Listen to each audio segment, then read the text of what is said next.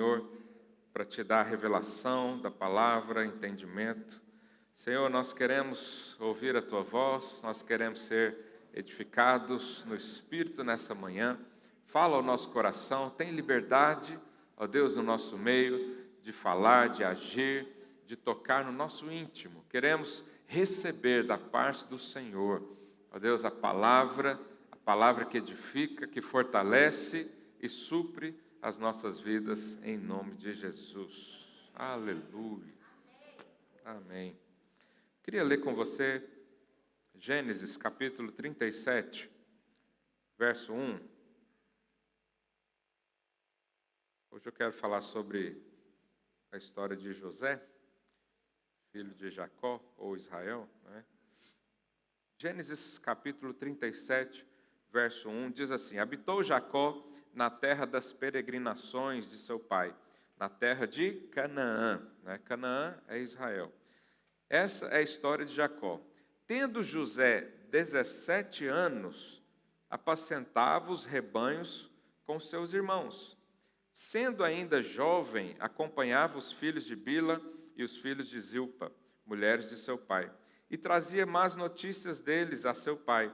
Ora, Ismael amava mais a José que a todos os seus filhos, porque era filho da velhice, e fez-lhe uma túnica talar, né, de mangas compridas, uma túnica colorida, né, bem parecendo roupa da Zara, assim.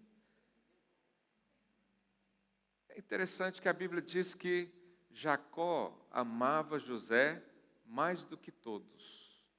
E aqui também diz que José era filho da velhice. O que aponta os filhos da velhice? Eu não sei você, mas eu creio que nós estamos nos últimos dias. Eu creio que eu verei a volta de Cristo. Tenho convicção profunda disso. Estou me preparando para isso. Aliás, estou pronto. Se o Senhor voltar, eu vou dando glória e aleluia. Estou pronto. Mas os filhos da velhice aqui apontam para uma última geração, para os mais novos. Então, aplica-se a nós. Quantos se consideram que, como eu, os últimos, a última geração? Aleluia. Você sabe, uma das características do vencedor é que ele espera a vinda de Cristo. Se você ainda está falando, Deus não volta, ainda não, Jesus fica aí mais um pouco, eu preciso casar, eu preciso ter filho, eu preciso comprar um carro, eu preciso comprar uma casa em Portugal, significa que esse mundo ainda tem muito valor para você. Mas o Senhor nos desarraigou desse mundo. Não temos mais interesses aqui, embora a gente precise trabalhar, embora a gente precise investir e viver, né, com a nossa família confortavelmente. Mas uma coisa interessante que diz que ele era mais amado do que os outros. Eu pergunto para você, qualquer pai decente, né, ele ama os filhos da mesma forma. E eu fiquei meditando sobre isso, e eu queria trazer um outro prisma, né? Não imaginar ou pensar que Jacó realmente amava mais, mas sim José tinha mais favor do pai.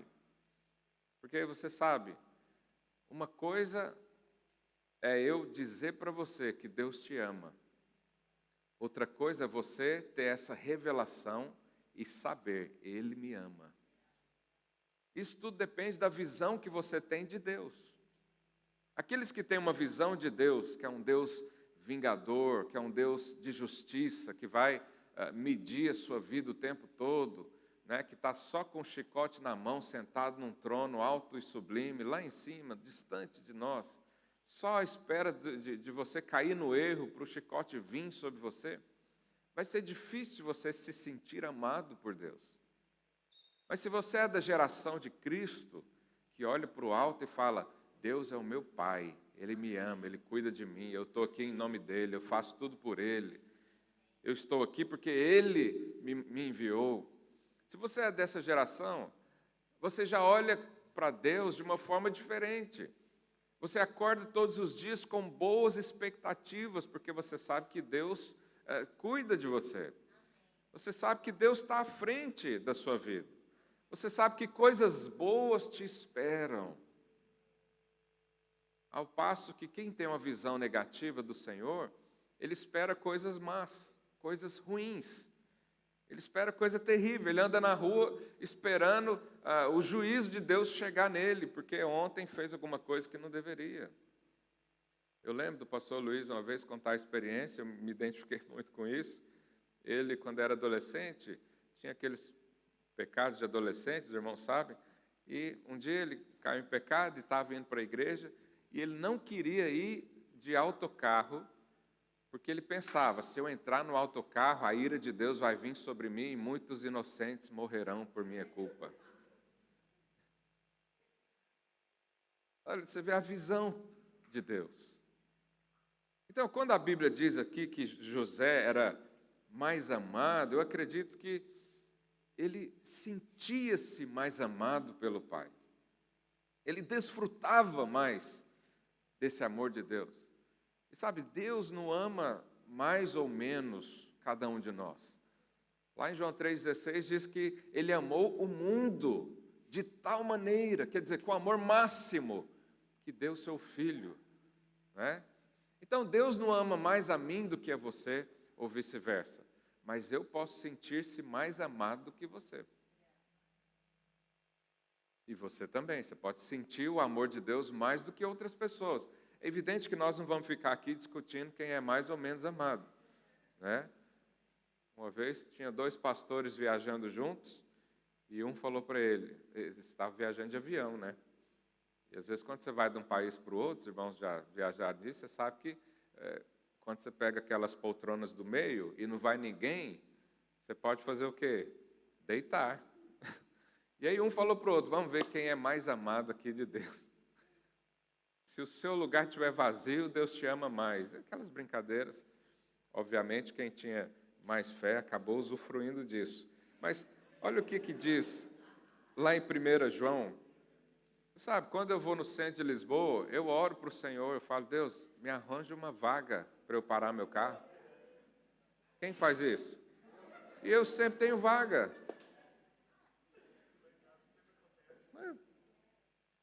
Você pode falar, é o acaso. Eu não acredito no acaso. Eu acredito que Deus me ama muito e ouve os meus pensamentos. E às vezes eu desejo umas coisas tão vazias em si mesmo, e o Senhor me dá. Ontem mesmo fui lá na casa do irmão, a rua lá é terrível de estacionamento, como é quase toda Lisboa, né? E eu, no meu íntimo, falei, não conversei, não fiz oração em voz alta. Falei, Deus, me ajuda aqui, né? Quem tem filho pequeno sofre às vezes com essas coisas. Você vai pôr o carro lá longe, tem que trazer os meninos tudo. E tinha um Uber, sim, estacionado, né? Aí eu baixei o vidro, você vai sair? Ele falou, daqui 5 minutos. Falei, então tá bom, vou ficar aqui 5 minutos desfrutando da bênção do Senhor. E foi bem em frente. Sabe, eu tenho alguns testemunhos que eu não conto muito, porque pode parecer irrisório, mas eu vou contar para você, talvez seu coração está aberto para isso. Quando eu mudei lá para Mem Martins, onde eu moro hoje, na rua tinha 4 casas abandonadas, tipo mal assombradas, sabe? Que a relva está do tamanho de um homem, feia, horrível. E eu, olhando lá a casa para nós, eu falei, Deus, o Senhor podia vender todas as casas também, porque aí o novo dono compra, pinta tudo, para minha rua ficar bonita. Eu pensei isso, falei isso com o Senhor. Você pode falar, pastor, mas você não tem mais o que orar, não? O mundo está indo de mal a pior, você está orando para Deus pintar as casas da sua rua. É porque eu creio num Deus ilimitado. Ele pode pintar as casas e Ele pode abraçar o mundo inteiro ao mesmo tempo. Porque Ele é poderoso. Aleluia.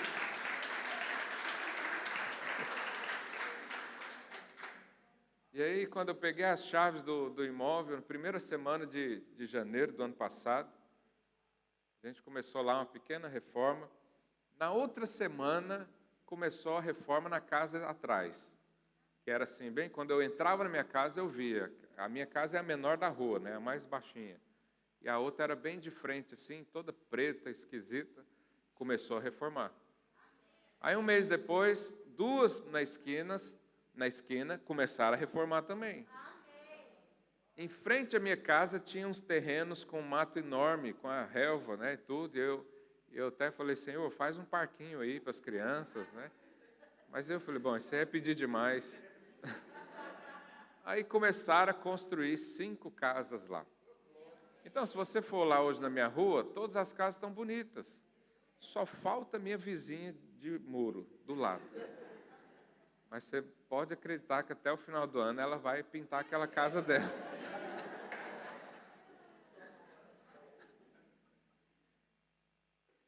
Você vê, uma coisa tão simples, tão sem valor nenhum. Isso aqui não muda a vida de ninguém.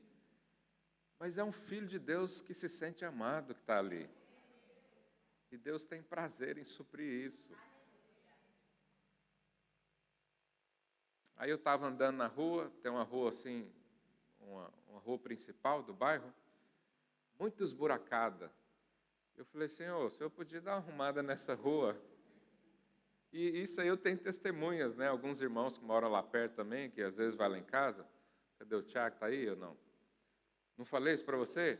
Falei, Tiago, eu estou orando para Deus asfaltar essa rua aqui, ó, porque meu carro é um pouquinho mais velho, quando passo nos buracos faz muito barulho. Eu falei, Senhor, eu queria isso. Aí, semana passada, estou voltando para minha casa, de repente, a rua interditada. Eu falei, meu Deus, será que aconteceu alguma coisa? Estourou um cano. Né? Quando eu vi, o pessoal não asfaltou a rua.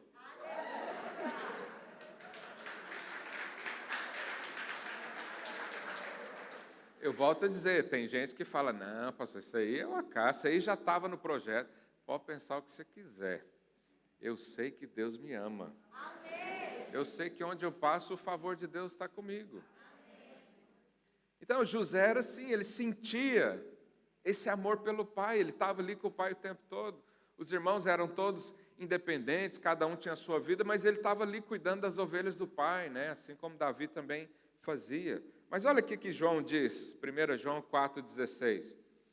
E nós conhecemos e cremos no quê? No amor que Deus tem por nós. Eu creio no amor que Deus tem por mim. Há pessoas que não creem. Há pessoas que ainda vivem numa barganha. E eles acham que Deus só ama quando você faz coisa boa.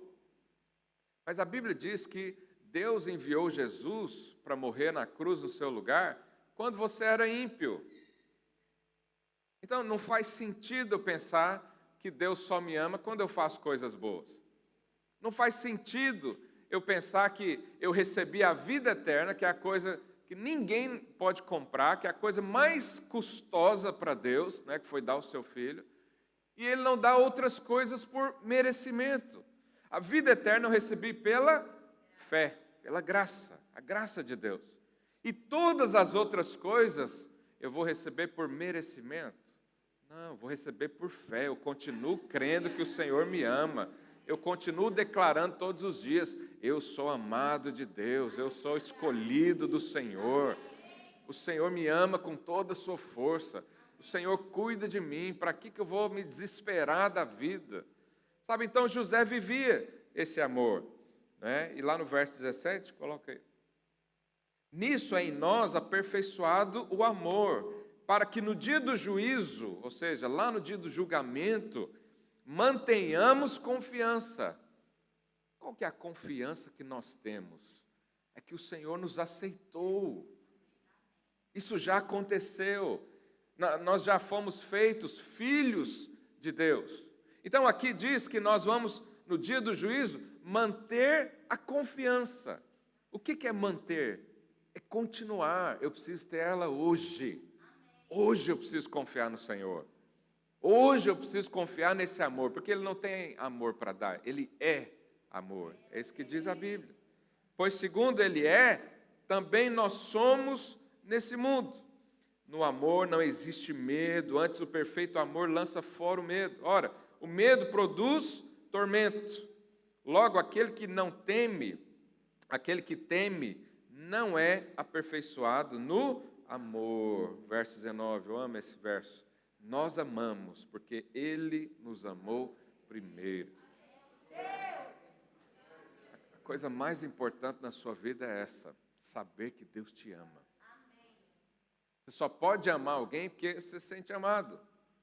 Você vê isso nas famílias, não é? Às vezes existem pais e mães que não tiveram um bom relacionamento com os seus pais e tratam mal os seus filhos. E a gente vai investigar ali e saber o que é, porque não recebeu amor. Como é que vai dar alguma coisa que não tem? Como é que eu vou amar a Deus de todo o coração, de todo entendimento, de toda a sua alma, que é, né, o mandamento mais importante da Bíblia, o resumo que Jesus falou? Como é que eu vou fazer isso se eu não sentir da parte de Deus primeiro? E aqui diz, só é possível amar a Deus se você entendeu que Ele te ama. Lá em Apocalipse, quando diz que a igreja perdeu o primeiro amor, e primeiro amor, muita gente pensa que é aquela primeira experiência onde você decide por Deus. Sabe, isso não é o primeiro amor, esse é o segundo. O primeiro é quando algo te atraiu nele. Então, quando alguém está frio, e João escreveu, volta onde caiu, arrepende e continua, esse caiu é quem caiu da graça. Volta onde você achou que não precisava mais de Deus, onde você achou que era mais importante amar a Deus, arrepende disso e vai para a essência. Qual que é a essência? Ele nos amou primeiro. Ele nos amou primeiro. Por causa disso eu vivo, por causa disso eu amo a Ele. Por causa disso eu consigo seguir os 10 mandamentos, ou os 613 que são na verdade. Por causa disso eu tenho paz. Por causa disso eu vivo. Tudo depende de quanto você se sente amado. E quando você sente isso, o favor de Deus vem sobre você, porque o favor de Deus é para quem não merece. Se você está fazendo coisa para buscar o merecimento, a aceitação de Deus, você não vai ter favor, você vai ter só a consequência daquilo. Favor é quem não tem dinheiro e compra, é o que diz a Bíblia. Compra sem dinheiro, Deus falou isso para nós, vem comprar, compra a bênção. Como é que eu compro a bênção? Sem dinheiro, pela fé, único e exclusivamente pela fé. Por quê? Porque Ele nos deu. Mas quando você vive o favor de Deus, algumas coisas acontecem, principalmente perseguição. Quem tem o favor de Deus, ele é perseguido. Quem tem o favor de Deus incomoda as pessoas ao lado. Quando você vem contar um testemunho, vou te dar um exemplo. Imagina que você venha contar um testemunho aqui de que você passou 15 anos guardando dinheiro, e o Senhor te abençoou com trabalhos, e você pôde, ganhar e acumular um pouco, e Deus te deu fé para crer em algo sobrenatural, e aí você comprou um carro 0 quilômetro. É uma bênção, não é? Todo mundo vai aplaudir, vai se alegrar com você. Agora sobe um outro irmãozinho e diz, eu converti ontem e fiz uma oração lá no culto, Deus me dá um carro. Aí hoje, lá na porta, alguém chegou e me deu um carro. O que muita gente pensa? Isso aí não é de Deus, não. Por quê? Porque é o favor às vezes incomoda. O favor às vezes, aquela pessoa que está ali querendo barganhar com Deus, 10 anos de crente, as coisas às vezes não acontecem porque ela não crê no amor. Ela quer fazer coisas para o Senhor, ela não crê que Deus pode simplesmente dar. Aí quando vê alguém que ganhou simplesmente do Senhor, favor, ela se incomoda. Mas nós não precisamos viver assim, nós todos podemos crer na graça do Senhor, no favor imerecido, não é pelo que eu faço, mas é o que Cristo fez por mim na cruz. E aí José era assim, lá em Gênesis 37, verso 4, a palavra de Deus diz, vendo, pois, seus irmãos que o pai o amava, mais do que todos os outros filhos, odiaram-no, e já não lhe podia falar pacificamente. Olha só, isso trouxe problema para José. E aí José também tinha uma característica, ele era sonhador. Eu sou sonhador, quem chega perto de mim, eu estou sonhando o tempo todo. O tempo todo eu estou sonhando com alguma coisa. E aí ele teve 2 sonhos. Um foi o sonho dos feixes, né, que eles estavam ali a juntar, e o feixe dele ficou em pé, e os dos outros se curvaram diante dele. Depois ele teve um sonho com o sol e a lua, e 11 estrelas, que ali aponta, né, o pai e a mãe, os seus irmãos, curvavam diante de si. E ele tinha favor, ele sonhava. Eu acho que ele devia orar todos os dias com um sorriso tão grande, que às vezes o outro que estava lá na peleja, trabalhando, né, querendo conquistar a coisa na força do braço, olhava para ele e falava: ô sonhador, você não vai trabalhar também não? Você vai ficar aí só falando da graça de Deus? Você vai ficar aí só sentado no sofá esperando, achando que Deus vai resolver todos os problemas da sua vida? O que o sonhador agraciado fala? É isso mesmo que eu vou fazer. Porque não é na minha força. Como é que eu vou mudar a situação? Como é que eu vou mudar o mundo? Como é que você acha que eu poderia fazer um pedido para asfaltarem a minha rua? Eu tinha que conhecer um presidente da Câmara, alguma coisa assim. Olha que coisa impossível para mim. Mas é melhor eu sentar e esperar o Senhor fazer. Isso é favor. Mas aí ele tinha favor, mas os seus irmãos o discriminavam por isso. Lá no versículo 18, a Bíblia diz: de longe o viram, e antes que chegasse, conspiraram contra ele para o matar. Diziam ao outro: vem lá o tal sonhador. Olha isso. Já foi chamado de sonhador? Isso é um elogio para nós. Porque quem sonha, alcança. Quem crê, recebe. Quem semeia, colhe. Por quê? Porque isso é uma característica celestial do Senhor. Lá vem o sonhador: vinde, pois, agora matemo-lo e lancemo-lo numa cisterna, numa dessas cisternas, e diremos: o animal selvagem o comeu, e vejamos em que lhe darão os sonhos. Quer dizer, você vai sonhar, então vamos matar esse sujeito, eu quero ver se esses sonhos vão acontecer mesmo. Sabe, isso são pessoas que não conhecem a Deus. Mas quem conhece a Deus, ele permanece no favor. Sabe, essa é a nossa luta, é permanecer no favor, é permanecer na graça. Paulo falou para os Gálatas: vocês da graça caíram, caiu da graça. Agora, começou no Espírito e está sendo aperfeiçoado na carne. Mas nós permanecemos nessa posição porque o Senhor nos colocou lá. Mas é interessante que José não reclamou em nenhum momento. Os irmãos pegaram e jogaram ele numa cisterna. Depois um irmão lá, mais ajuizado, Rubem, falou: não vamos matar ele não, vamos planejar outra coisa. E aí venderam ele para uma caravana de ismaelitas que estavam passando e ia em direção para o Egito. Venderam. Agora, eu pergunto para você: é fácil você ser rejeitado assim pela sua própria família? Seus irmãos, primeiro, falar que vai te matar. Depois te joga numa cisterna, fica lá, sei lá quanto tempo. Depois te vendem como escravo. Isso aqui fala de problemas muito difíceis, de problemas complicados. Essa pandemia veio, talvez fechou o seu negócio, talvez você perdeu um ente querido. São coisas difíceis. Mas em nenhum momento a Bíblia diz que José reclamou. E diz pelo contrário. Depois que ele foi vendido, olha lá o que diz no capítulo 39, verso 1. José foi levado do Egito e Potifar, oficial do faraó, comandante da guarda egípcio, comprou dos ismaelitas que o tiveram levado para lá. Olha o que diz o verso 2. O Senhor era com José. O Senhor era com José. Isso aqui é uma característica de alguém que se sente muito amado por Deus. Pode me vender como escravo, pode me jogar numa cisterna, pode fazer alguma coisa contra o meu físico, mas o Senhor é por mim, eu estou em paz. Então, quem vive assim, ele desfruta do favor. Mas a vida dele não parou por aí. Ele conseguiu o favor diante lá de Faraó e começou a trabalhar lá dentro. E aí a Bíblia diz que ele era um jovem bonito, ele era forte, e a esposa de Potifar ficou interessada nele. E ele, como homem de Deus, né, fugia a todo momento.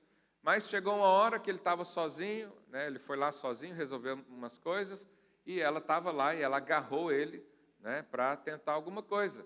E a Bíblia diz que ele saiu correndo, deixou suas roupas, ou seja, saiu nu. Né? E aí ela gritou, os guardas vieram e o prenderam. Alguém que tinha presença de Deus. Mas você vê que as tribulações na nossa vida, elas não devem e nem podem tirar a nossa paz no Senhor. Porque José não fez nada de errado. Ele simplesmente apareceu. Ele simplesmente estava em destaque. E depois foi preso. Né? Então você imagina, ele foi vendido como escravo, foi abandonado pela sua própria família, pelos irmãos, começou a trabalhar, ganhou notoriedade, e aí agora está preso. Ficou 2 anos preso. Mas a Bíblia continua dizendo que o Senhor era com ele.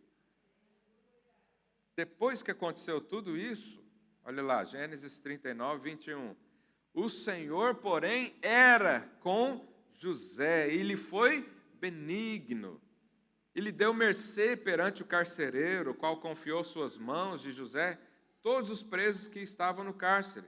E ele fazia tudo quanto se devia fazer ali. E nenhum cuidado tinha o carcereiro de todas as coisas que estavam nas mãos de José, porquanto o Senhor era com ele. E tudo que ele fazia, o Senhor prosperava.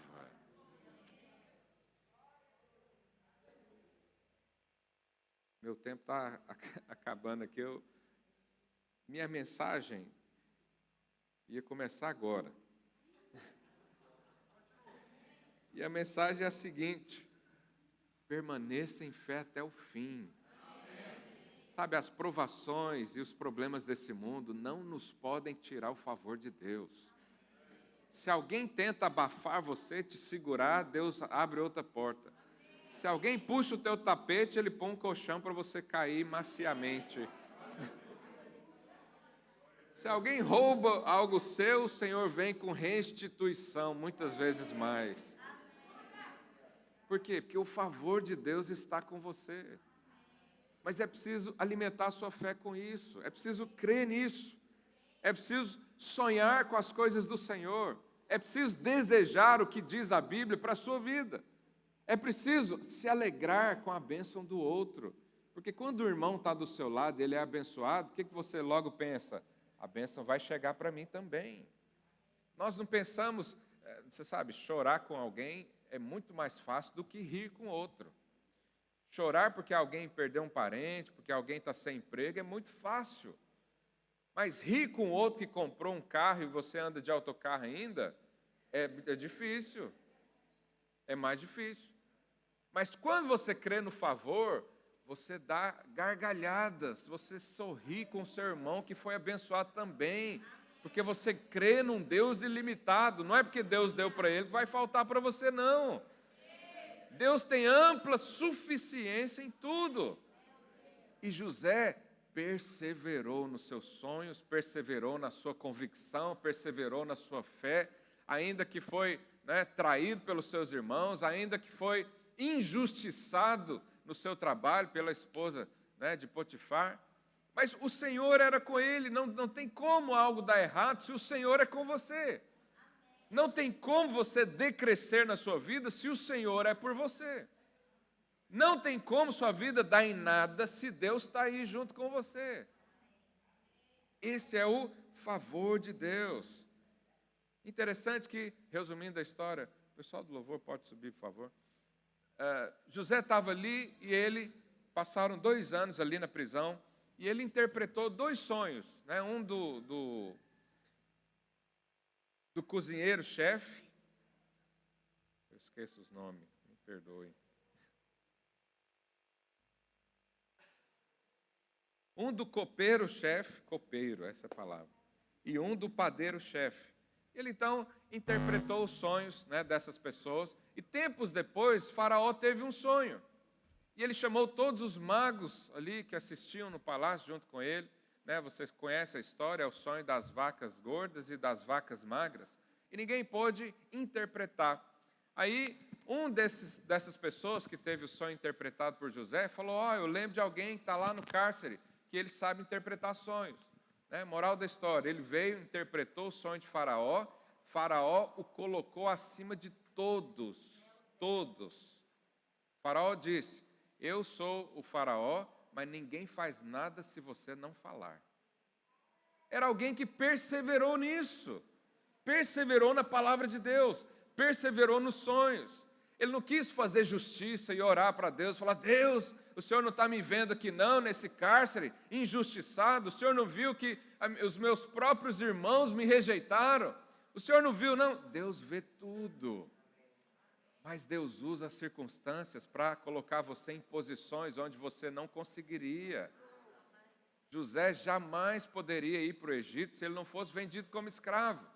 Ele jamais poderia ter entrado, se ele não tivesse perseverado que ele era um homem de Deus. E quando ele foi falar com o Faraó, ele não gaguejou, ele não pediu tempo para orar, ele foi lá e disse: o Senhor vai me dar essa revelação, eu vou falar para você, pode ficar tranquilo que o que eu falar vai acontecer. E aconteceu isso, ele se tornou então um governador, ou como se fosse um primeiro-ministro que tivesse carta branca para fazer tudo, e ninguém fazia nada sem que ele autorizasse. Então você vê que as tribulações, as dificuldades, os problemas que você enfrenta, eles são apenas um meio de Deus te abençoar. Deus não manda problema para a sua vida. Deus não faz circunstâncias para derrubar você. Não, isso aí é coisa do maligno, isso aí é coisa do mundo caído. A maldade está no homem. A maldade está em qualquer um que pega uma arma e mata. O mundo é assim. Mas Deus pode usar qualquer circunstância para favorecer a mim, favorecer você. Isso aconteceu com vários homens do Senhor. Davi, antes de ser levantado como rei, ele já foi ungido como rei, mas não tinha assumido a posição ainda. Certa vez ele morava em Ziclag, uma cidade, e ele foi para uma peleja. Quando ele voltou, os filisteus tinham arrasado com a sua cidade e queimou tudo, levou as esposas, os filhos e tudo que tinha no cativeiro. E Davi chegou e chorou, mas ele não reclamou diante de Deus. Pelo contrário, a Bíblia diz que ele se animou no Senhor, ele conseguiu força no Senhor, porque ele sabia que o Senhor governava a vida dele. Então, diante da circunstância, o que ele fez? Ao invés de reclamar, coisa que a gente passou 21 dias falando, ele foi reanimar no Senhor, ele foi achar forças no Senhor, ele foi declarar quem era Deus na vida dele, ele foi declarar quem era o Senhor, em quem ele confiava, qual era a sua fé, qual era a sua visão do Pai. E aí, perseverou nisso. Tempos depois, foi levantado como rei. Perseverou na palavra, perseverou nos sonhos, perseverou na unção. E para encerrar, o apóstolo Tiago diz lá na sua carta, capítulo 1, verso 2: meus irmãos, tende por motivo de toda alegria. Olha que interessante. Tenha alegria ao passar por várias provações. Será que Deus quer que você seja masoquista?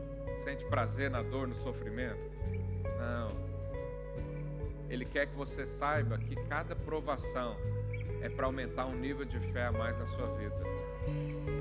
Ele quer que você saiba que cada provação e cada dificuldade é o momento que Ele tem para falar para você: eu estou aqui.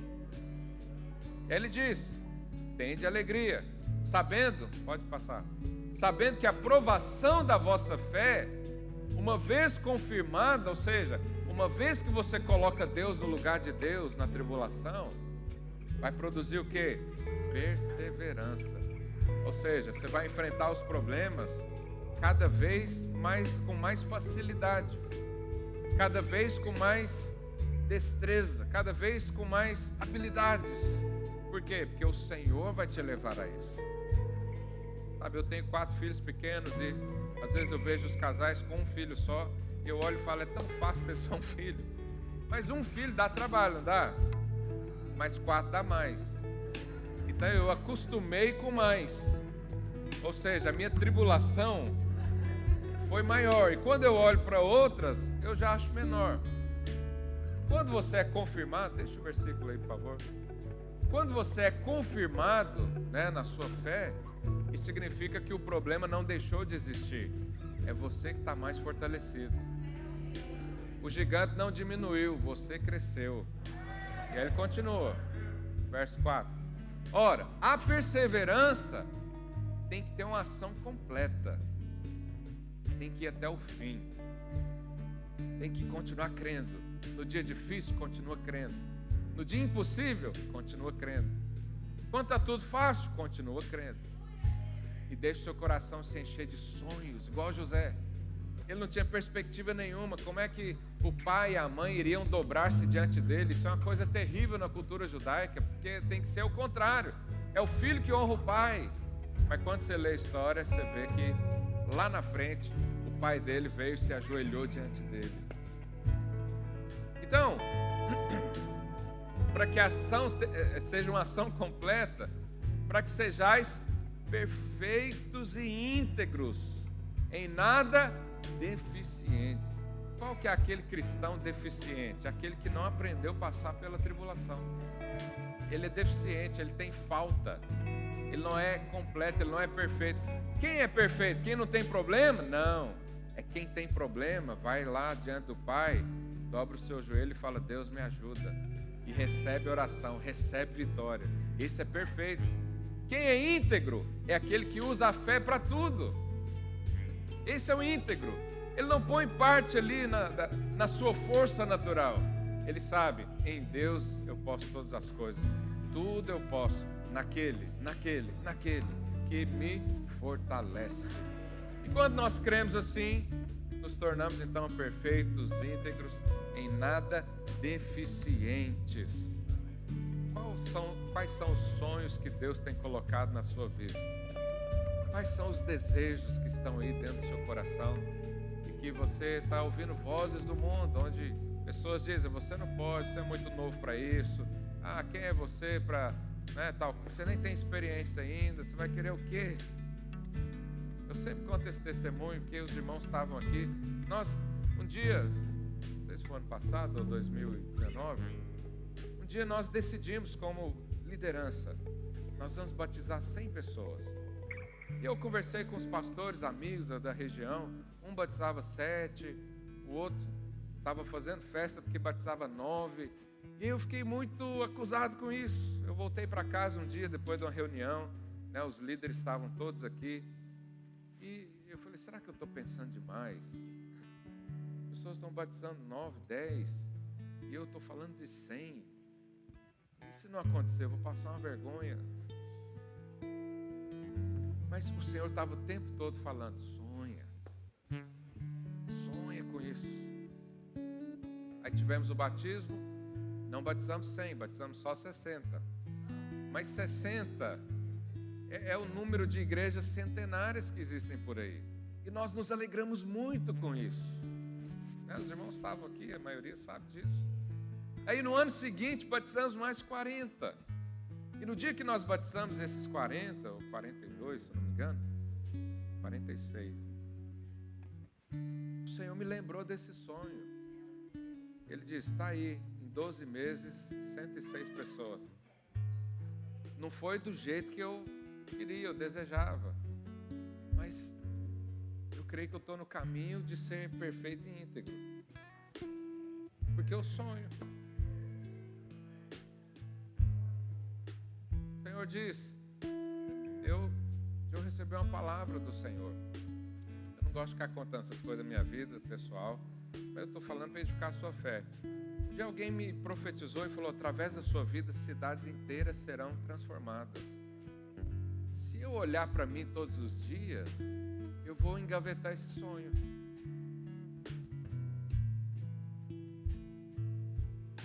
Eu vou ficar pensando: quem sou eu para isso? E é verdade, eu não sou nada para isso.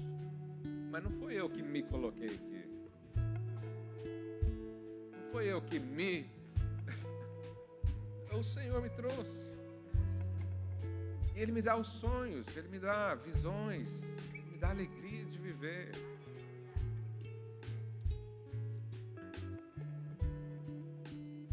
E quando você vive isso, as tribulações não são nada. A gente passa por cima, como nós somos aqui, nós os líderes, somos como tratores, a gente passa por cima de qualquer dificuldade. A pandemia veio tentar segurar, a gente deu uma rebolada, né? Virou para um lado, para o outro, continua, nós continuamos. O Senhor tem tantos sonhos para nós. Eu pergunto para você, qual é o sonho que Deus tem para você? Você precisa ter essa experiência, eu estou contando as minhas, mas você precisa ter. E nós juntos também precisamos ter as nossas como igreja, como família. Mas o Senhor nesses dias quer levantar uma geração de Josés. Aqueles que sonham, aqueles que podem fazer o que quiser. Não estou nem aí para a economia mundial, não estou nem aí para o que a OMS diz que vai acontecer amanhã, não estou nem aí se a vacina chega ou não. Não estou nem aí para nada disso. Eu quero saber o que o Senhor colocou no meu coração e disse: sonha. Busca isso, ora, creia até o fim. É isso que eu quero transmitir a você hoje. Fique aí de pé no seu lugar, vamos orar por isso. Talvez você tenha sonhos aí que foram esquecidos. Está lá, juntar teias de aranha. O Senhor diz para você hoje: sonha, meu filho. Você tem favor, o Senhor é com você. Pastor, eu me sinto como quem está preso. Pois é, Paulo também estava preso. Paulo e Silas um dia estavam presos. O que eles faziam lá? Louvava ao Senhor. O segredo é confiar no favor, é confiar num Deus que te ama. O segredo é acordar todos os dias e dizer: o Senhor me ama, eu sou amado por Ele. Não há nada nesse mundo que pode me afastar desse amor, não há nada nesse mundo que pode me tirar dessa posição, porque não foi eu que me coloquei, mas o Senhor me colocou aqui. O Senhor me deu esse sonho, o Senhor me deu essa visão, o Senhor me deu essa palavra, o Senhor me deu esse momento, o Senhor me deu essa família, o Senhor me deu essa empresa, o Senhor me deu esse trabalho, o Senhor me deu esse talento, o Senhor me deu essa unção, e eu vou aproveitar dela, eu vou usar, eu vou ser um homem e uma mulher de Deus, eu vou confiar, eu vou passar pelas tribulações me alegrando, porque o Senhor aperfeiçoa dentro de mim, o Senhor me fortalece, o Senhor me coloca em novas posições. Se você crê nisso, feche seus olhos aí no seu lugar, diga: eu creio, Senhor, eu creio que o Senhor tem para mim uma vida, ó Deus, de rei nessa terra. Fala isso com as suas palavras. Fala: Deus, me dá sonhos, alimenta os sonhos na minha vida, para que eu possa ver o Senhor, para que eu possa ver o reino, para que eu possa valorizar aquilo que está no meu coração. Deus agora te dá sonhos, sentimentos, impressões espirituais, visões celestiais, para você perceber o seu propósito, para você perceber o que cabe a você, o que foi dado nas suas mãos, e você use isso, porque Ele é por você. Diga aí no seu lugar: o Senhor é por mim, o Senhor é por mim, o Senhor me capacita, o Senhor me fortalece. No dia mau, o Senhor me dá forças. Quando eu não vejo, o Senhor me dá visão. Quando eu estou triste, a alegria do Senhor me fortalece, porque o Senhor é por mim, o Senhor é por mim. Santo Deus, fico maravilhado.